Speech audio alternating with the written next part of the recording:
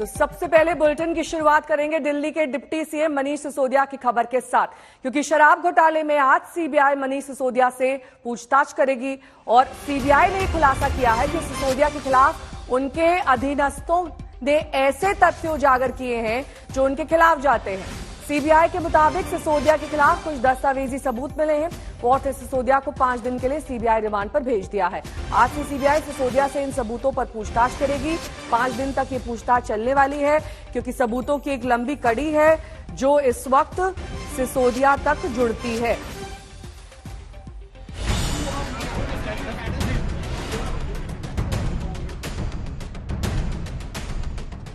वही पीली शर्ट, वही सफेद पैंट, लेकिन चेहरे का भाव बदला हुआ।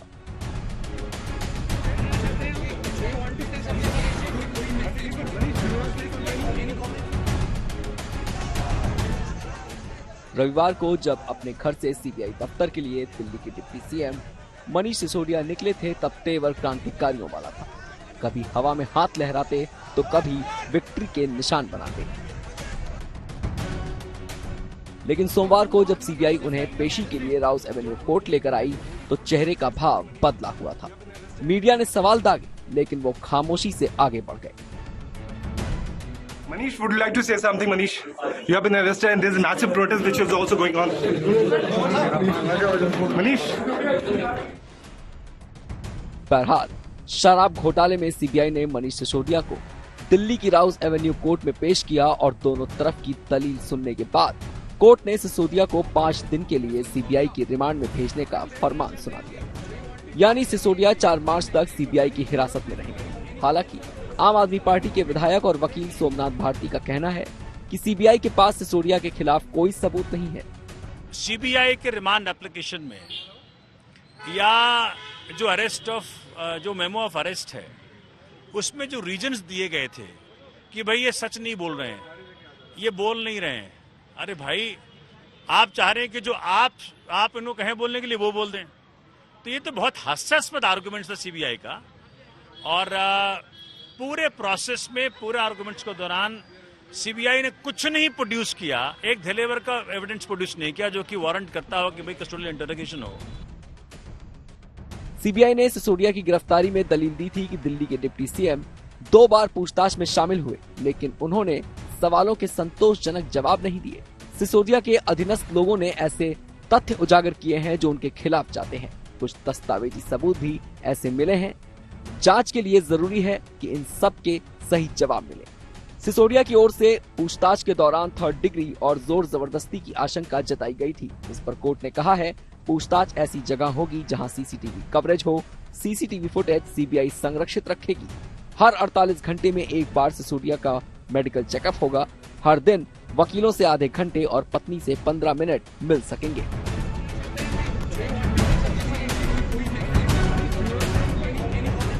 सीबीआई सूत्रों की माने तो अगले 5 दिनों में न सिर्फ दिल्ली के उप मुख्यमंत्री मनीष सिसोदिया से लंबी पूछताछ की जाएगी, बल्कि जरूरत पड़ने पर उनका आमना सामना इस मामले में मौजूद पहले से सबूत और आरोपियों से भी कराया जा सकता है। सूत्रों का यह भी कहना है कि वो पूरी कोशिश करेंगे कि अगले 5 दिनों के बाद जब कोर्ट के सामने उन्हें पेश किया जाए तो कम से कम वो कोर्ट को बता पाएं कि आखिरकार इन 5 दिनों में मनीष सिसोदिया ने कितना सहयोग किया और वो मनीष सिसोदिया की जुबान से इस घोटाले का कितना सच निकलवा पाए। कैमरामैन शैलेंद्र के साथ मुनीश पांडे, दिल्ली, आज तक। चलिए अब आपको दिखाते हैं दरअसल सीबीआई ने किस तरीके के आरोपों पर मनीष सिसोदिया को रिमांड पर लिया है। शराब घोटाले में सिसोदिया की सक्रिय भूमिका रही है, ये अब सीबीआई ने एस्टैब्लिश कर दिया है। गुप्त मकसद से कैबिनेट नोट में रद्दो बदल किए गए, ये भी आरोपों में शामिल है। साथ ही आरोपों के मुताबिक कुछ शराब माफिया के फायदा पहुंचाने के लिए इस नीति में, यानी कि शराब नीति में बदलाव किया गया सिसोदिया द्वारा। कुछ कारोबारी के एकाधिकार के लिए शराब नीति को बदल दिया गया। सह आरोपी विजय नायर को दक्षिण की शराब लॉबी ने दिए करीब 100 करोड़ रुपए। ये भी आरोपों के मुताबिक अब सीबीआई स्थापित कर चुकी है कि सिसोदिया के खिलाफ दिल्ली के एक होटल से डिजिटल सबूत पाए गए हैं। 14 से 17 मार्च 2021 को दिल्ली के एक होटल में दक्षिण के कुछ कारोबारी पहुंचे थे। वहां पर यह पूरी डील हुई, जिसमें होटल में सह आरोपी विजय नायर से दक्षिण के कारोबारियों की मुलाकात हुई और इसी में 100 करोड़ रुपए का लेन देन हुआ। होटल के व्यापार केंद्र में साउथ लॉबी ने कुछ दस्तावेजों का प्रिंट आउट लिया, यह भी आरोप के तौर पर स्थापित हो चुका है। 18 मार्च को मनीष सिसोदिया ने अपने सचिव को एक दस्तावेज सौंपा था। शराब नीति पर जीओएम की सिफारिश से यह दस्तावेज जुड़ा हुआ था। जो प्रिंट आउट होटल में साउथ लॉबी में लिए गए मसौदे में वही कॉपी हूबहू पाई गई है। हिमांशु मिश्रा मेरे सहयोगी इस वक्त तमाम जानकारी के साथ जुड़े हैं। हिमांशु, देखिए, मुश्किलें लगातार बढ़ तो रही हैं सिसोदिया की, लेकिन सीबीआई ने भी अपना पूरा बैकअप तैयार कर रखा है सबूतों के आधार पर, ताकि उन पर यह आरोप ना लग सके कि वो सरकार के इशारे पर काम करते हैं। बिल्कुल, और इसीलिए आने वाले 5 दिन बेहद महत्वपूर्ण है, क्योंकि यहां पर सीबीआई ने दस्तावेजों की बात की है, डिजिटल सबूत की बात की है और साथ ही साथ वो मोबाइल फोन भी तलाशने की बात की है, उससे भी सबूत निकालने की बात की है जो 2020 में जब ये ड्राफ्ट तैयार किया जा रहा था पूरे नई शराब नीति का, तो उस वक्त जो मोबाइल फोन इस्तेमाल हो रहा था उसको नष्ट किए जाने के कारण और उसमें ऐसा क्या था कि उसको नष्ट किया गया, ये सारी चीजें सीबीआई को निकालनी होंगी।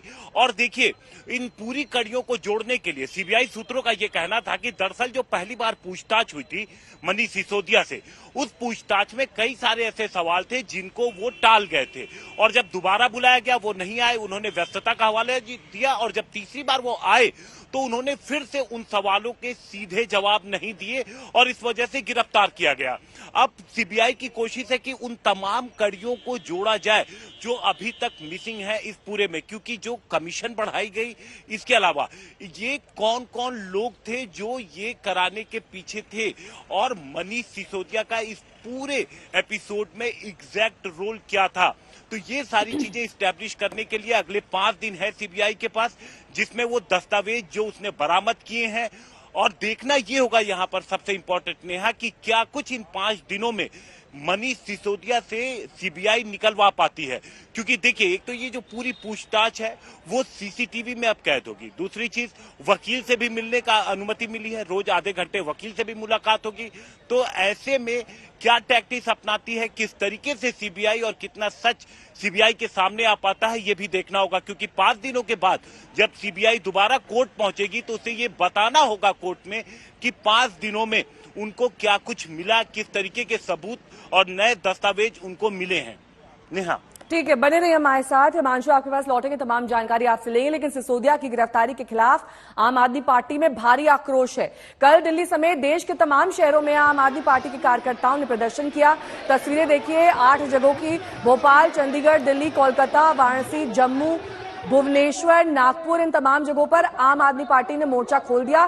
कार्यकर्ताओं के जरिए यहां पर प्रदर्शन किया गया और आज भी ये जारी रह सकता है, ऐसे कयास लगाए जा रहे हैं। इस मुद्दे पर बीजेपी और आम आदमी पार्टी में जुबानी जंग भी छिड़ गई है। अरविंद केजरीवाल जी की सरकार जो पूरे देश में सबसे बेहतरीन काम कर रही है, अनुकरणीय काम कर रही है, लोगों को फ्री बिजली देना, फ्री शिक्षा देना, फ्री स्वास्थ्य की व्यवस्था देना, बुजुर्गों की तीर्थ यात्रा कराना, जनहित के सारे काम करने के बावजूद मुनाफे का बजट देना, दरअसल यह गले की हड्डी बन गया नरेंद्र मोदी जी की। वो नहीं चाहते कि देश के अंदर एक ऐसी सरकार चले जो दुनिया और देश के लिए उदाहरण बने। परेशानी यह है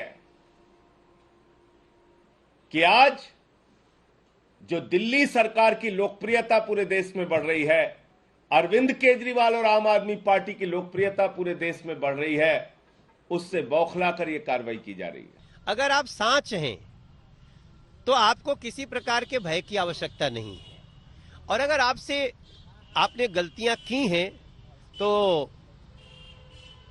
उससे कोई बचा भी नहीं सकता। मेरा मानना है कि जब कोर्ट की प्रक्रिया शुरू होती है तो उसमें हमेशा कहते हैं ना कि मैं जांच में सहयोग कर रहा हूं, तो जांच में सहयोग करो। अब मनीष सिसोदिया को पिछले 6 महीना से सीबीआई बार बार पूछ रही थी कि ये बताओ कि व्हाट्सएप पे सुविधा क्यों भेजा कि हम तुमको इतना पैसा छुड़वा दे रहे हैं, तुम हमको कैश में पैसा दे दो। चैट पकड़ में आ गया। लूट की खुली छूट अरविंद केजरीवाल जी की सरकार में थी। मैं तो पहले भी कहता था कि मनीष सिसोदिया जी आरोपी नंबर 1 हो सकते हैं, लेकिन किंग पिन अरविंद केजरीवाल है। आज तो शराब घोटाला करने वाला मंत्री जेल गया है और सीबीआई ने पूरी जांच करने के बाद उनकी गिरफ्तारी की है। सीबीआई ने मनीष सिसोदिया जी के घर पर रेड करी, उनके बैंक लॉकर पे रेड करी, उनके पैतृक गांव पे रेड करी, उनके दोस्त रिश्तेदारों के सारे ठिकानों पे रेड करी, सारी संपत्ति खंगाल के देख ली। एक नया पैसा भाजपा की जांच एजेंसियों को नहीं मिला, एक नया पैसा, क्योंकि ये सारे आरोप सरासर फर्जी, झूठे और फैब्रिकेटेड हैं। मकसद बस इतना ही है कि कुछ भी करो, अरविंद केजरीवाल को खत्म करो, आम आदमी पार्टी को बर्बाद करो और अरविंद केजरीवाल जी के पास जितने लोग हैं उन सारे लोगों को एक एक करके जेल में डालो। वहीं दिल्ली के डिप्टी सीएम मनीष सिसोदिया की गिरफ्तारी पर हंगामा बरपा हुआ है। अब एक बड़ी हस्ती पर जांच का शिकंजा कसने वाला है।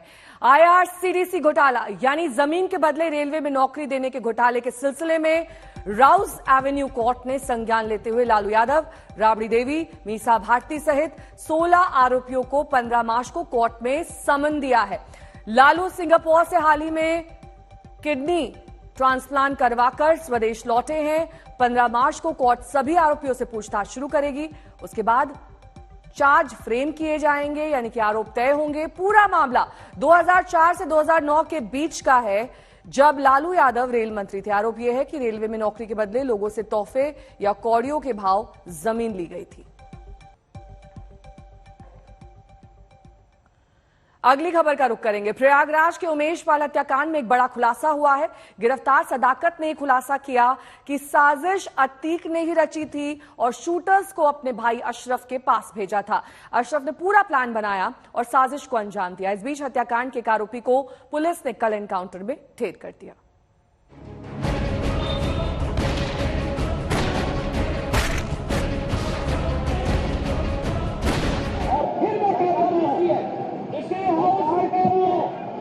माफिया को मिट्टी में मिला देंगे।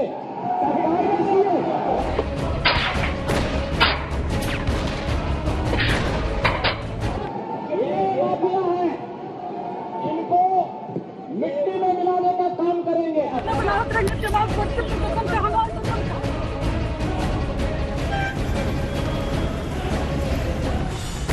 यूपी की विधानसभा में मुख्यमंत्री योगी ने जो हुंकार भरी थी, उसका नतीजा सामने। 24 फरवरी को प्रयागराज में बहुजन समाज पार्टी के विधायक राजूपाल हत्याकांड के चश्मदीद गवाह उमेश पाल का सनसनीखेज मर्डर हुआ था। मर्डर के तीसरे ही दिन हत्या के आरोपी 50,000 रुपए के इनामी अरबाज को पुलिस ने एनकाउंटर में मार गिराया। मुठभेड़ धूमनगंज इलाके के नेहरू पार्क में हुई। आरोप है कि उमेश पाल का जब मर्डर हुआ था तब अरबाज क्रेटा गाड़ी चला रहा था। एनकाउंटर के दौरान दो तरफा फायरिंग में धूमनगंज इंस्पेक्टर राजेश मौर्य घायल हो गए। राजेश को स्वरूप रानी नेहरू अस्पताल में भर्ती करवाया गया।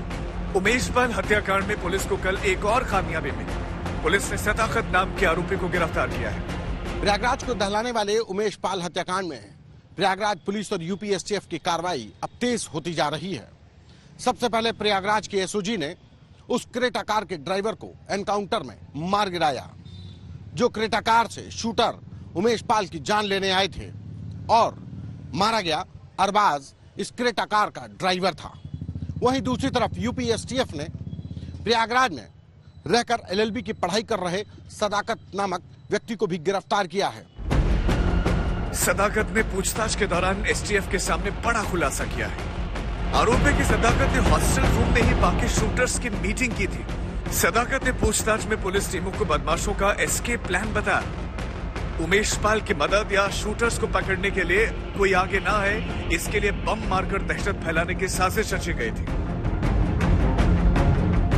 रोल ये है कि इनका जो मुस्लिम हॉस्टल के अंदर कमरा है, उस कमरे के अंदर साजिश की बात इनके द्वारा बताई गई है और जो उसमें कुछ लोग जो सम्मिलित हैं उनके नाम इन्होंने बताए हैं। उसमें व्हाट्सएप कॉलिंग से जो कॉल आया है और उस कॉल के बारे में उन्होंने कुछ डिटेल्स डाइवर्ज की है।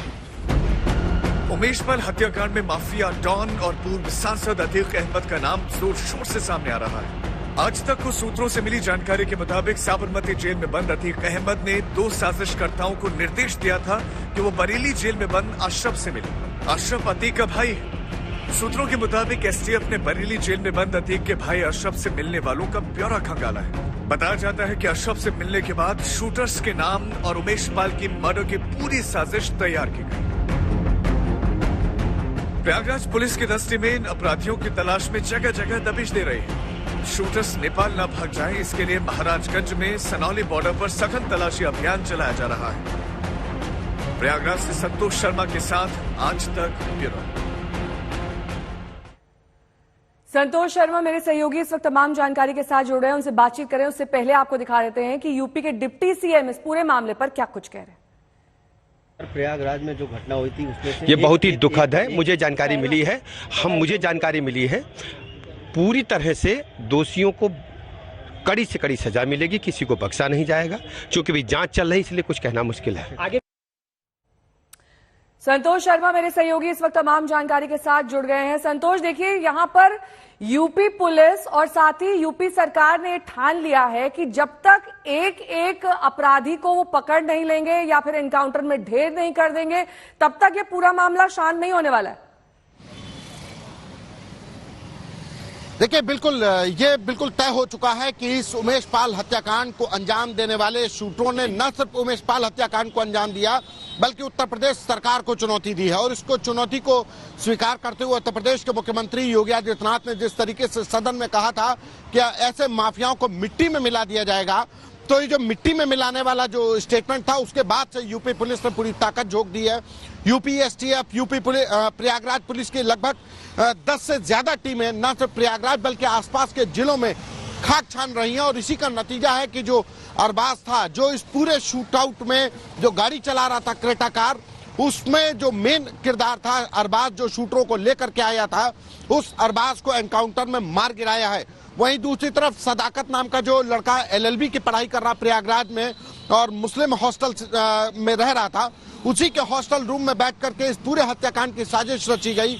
वहां पर जो साजिश करता थे, जो शूटर्स थे, वो इकट्ठा होते थे, कैसे क्या अंजाम देना, कैसे घटना करनी है, कौन बम चलाएगा, कौन किस गाड़ी से आएगा, ये पूरी प्लानिंग इसके सदाकत के रूम में की गई। और उसके बाद सदाकत को भी अब गिरफ्तार कर लिया गया है।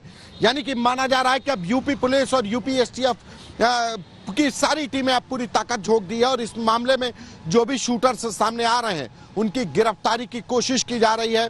लेकिन अगर इस गिरफ्तारी में किसी ने भी बल प्रयोग किया, पुलिस के ऊपर फायर किया, तो उसका सीधा जवाब जो अरबाज का जो नतीजा हुआ, अरबाज ने कल पुलिस पार्टी के ऊपर फायर किया जिसमें इंस्पेक्टर धूमनगंज घायल हुए, एक सिपाही को गोली लगी। तो यानी कि कहा जाए कि उसने फायरिंग शुरू कर दी, जिसके बाद पुलिस की जवाबी फायरिंग में अरबाज मारा गया। अब इसके बाद जो बाकी शूटर्स हैं सभी के ऊपर पुलिस ने इनाम घोषित कर दिया। जो 7 शूटर्स हमारे पास जानकारी में है इस पूरी घटना में शामिल थे, उन सभी के ऊपर 50,000 का इनाम घोषित कर दिया जा चुका है। कल पुलिस कमिश्नर रमेश शर्मा ने भी इसकी पुष्टि की थी। तो अब यूपी एसटीएफ और प्रयागराज पुलिस लगातार ताकत झोंक रही है कि किसी भी तरीके से उमेश पाल हत्याकांड को अंजाम देने वाले बदमाशों को, शूटरों को दबोचा जाए। और इस पूरी जो हत्याकांड हुआ है जिसने न सिर्फ प्रयागराज बल्कि उत्तर प्रदेश सरकार को भी हिला दिया, जो उस पूरे हत्याकांड को अंजाम देने वालों को दबोचा जाए। जी ठीक है, बहुत बहुत शुक्रिया संतोष इस तमाम जानकारी के लिए आपका। बात अब राजधानी की, जहां लगातार बढ़ते अपराध को देखकर ये लग रहा है कि बदमाशों में कानून का खौफ लगभग खत्म हो चुका है।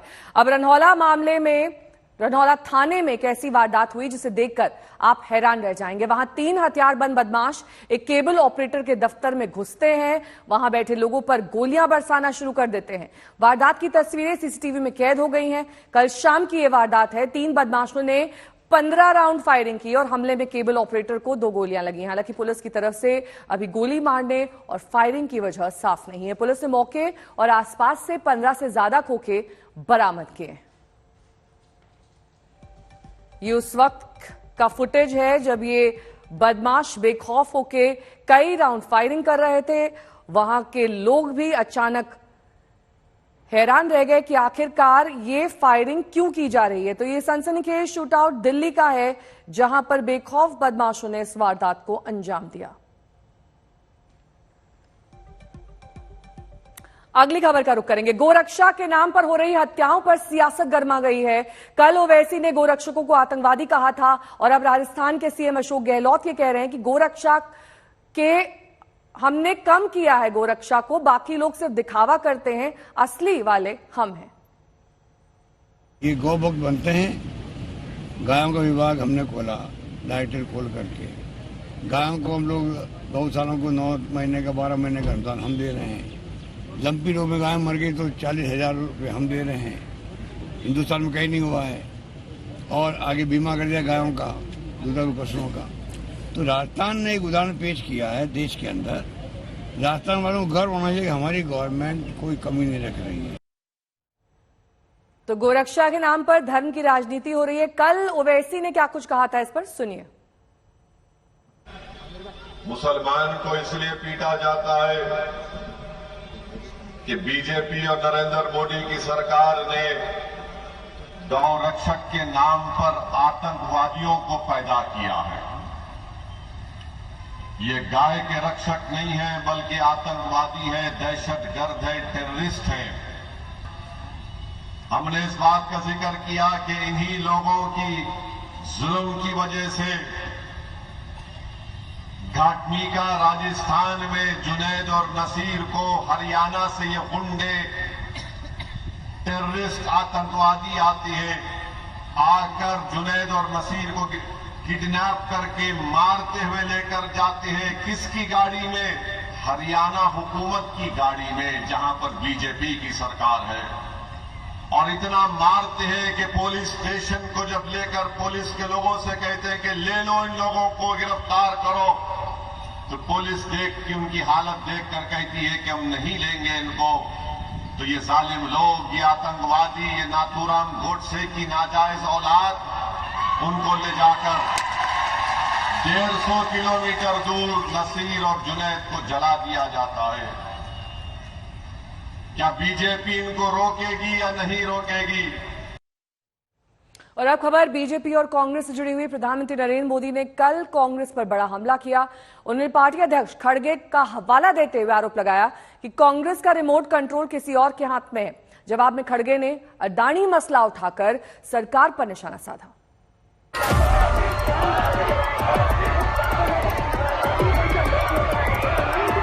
चुनावी राज्य कर्नाटक के बेलगावी दौरे पर जब प्रधानमंत्री पहुंचे तो उन पर फूलों की बारिश हुई। उनके रोड शो का बेहद खास स्वागत हुआ। कर्नाटक से ही कांग्रेस अध्यक्ष मल्लिकार्जुन खड़गे आते हैं। प्रधानमंत्री जब बेलगावी की चुनावी सभा में पहुंचे तो उन्होंने खड़गे का जिक्र किया, कांग्रेस के रायपुर महाधिवेशन का जिक्र किया और बताया कि कैसे कांग्रेस ने उनका अपमान किया है। सबसे बड़ी आयु के व्यक्ति, राजनीति में सबसे सीनियर, वहां पर खड़गे जी मौजूद थे और वो उस पार्टी के अध्यक्ष थे। धूप थी, जो भी सब खड़े थे उन सबको धूप लगना बहुत स्वाभाविक था, लेकिन धूप में वो छतरी का सौभाग्य कांग्रेस के सबसे बड़ी आयु वाले, सबसे सीनियर कांग्रेस के प्रमुख खड़गे जी के नसीब नहीं हुआ। बगल में किसी और के लिए छाता लगा गया था। 25 फरवरी को कांग्रेस महाधिवेशन के पहले दिन खड़गे ने झंडा फहराया था। उसी के बहाने पीएम का टारगेट गांधी परिवार पर था। क्यों तो खड़गे जी कांग्रेस अध्यक्ष हैं, लेकिन कांग्रेस में जिस तरह उनके साथ बर्ताव होता है वो देखकर पूरी दुनिया देख भी रही है और समझ भी रही है कि रिमोट कंट्रोल किसके हाथ में है। इसका जवाब देने के लिए खड़गे ने तनिक भी देरी नहीं की। उन्होंने ट्वीट कर सवाल उठाया, पूछा कि मोदी जी, किसकी छतरी की छाया के नीचे आपके परम मित्र ने देश के आकाश से लेकर पाताल तक सब कुछ लूटा। हम तो तिरंगे की छाव में खड़े कांग्रेसी हैं, जिसने कंपनी राज को हराकर देश को स्वतंत्र बनाया और देश को कंपनी राज कभी बनने नहीं देंगे। ये बताइए, अडानी पर जेपीसी कब? पीएम के रिमोट कंट्रोल वाली कांग्रेस के आरोप पर अब सियासी घमासान और तेज होने की उम्मीद है। आज तक ब्यूरो। शराब घोटाला मामले में सिसोदिया की गिरफ्तारी अब बीजेपी बनाम विपक्ष की लड़ाई बन गई है। विपक्ष एक सुर में यही बात दोहरा रहा है कि मोदी राज में केंद्रीय जांच एजेंसियों का इस्तेमाल विरोधियों की आवाज दबाने के लिए किया जा रहा है, जबकि सीबीआई का यह कहना है कि यह कार्रवाई सबूतों के आधार पर की गई है।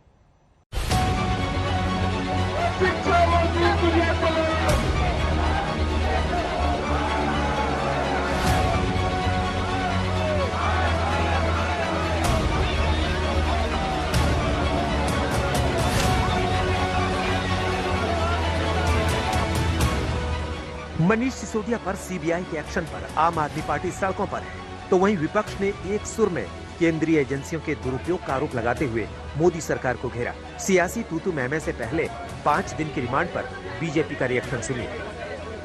मनीष सिसोदिया के केस में शराब घोटाले में सीबीआई ने 5 दिन की रिमांड मांगी और माननीय कोर्ट ने 5 दिन की रिमांड दे दी। अब सारे धागे खुलेंगे जब बैठेंगे सभी आरोपी एक साथ और होगा दूध का दूध शराब का शराब।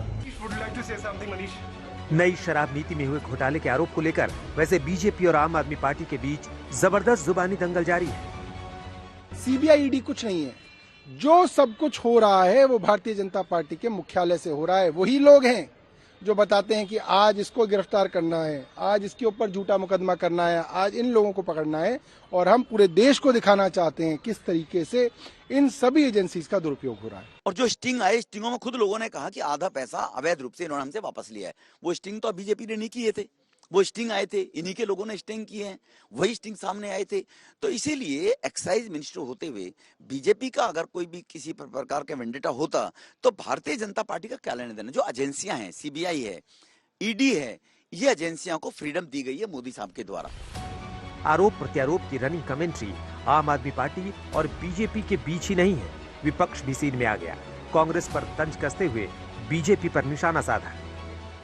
कानून कानून होता है और कानून में अगर आप गलत काम नहीं किया है तो कोर्ट तय करती है, सड़क थोड़ी तय करता है।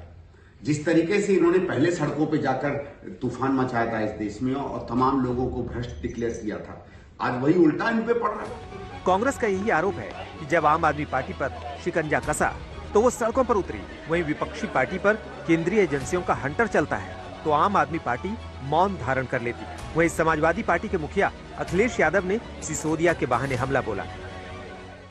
बीजेपी जब से सत्ता में आई है उसकी कोशिश रही है जो सेंट्रल एजेंसीज हैं उनका गलत इस्तेमाल किया जाए, और जिस तरीके का व्यवहार भारतीय जनता पार्टी का रहा है, सरकार का रहा है, लगातार इस तरह के विपक्षी जितने भी नेता हैं उनके खिलाफ जांचें चल रही हैं। कहते थे हम महात्मा गांधी और शहीद भगत सिंह के अनुयायी हैं, उन्होंने तो देश की आजादी के लिए लड़ाई लड़ी, और आप लोग एक करप्ट बेईमान और जिसने करोड़ों रुपया इकट्ठा किया, और ना केवल पैसा इकट्ठा किया, शराब के कारोबार में पैसा इकट्ठा किया, लोगों को नशा बांटकर पैसा इकट्ठा किया।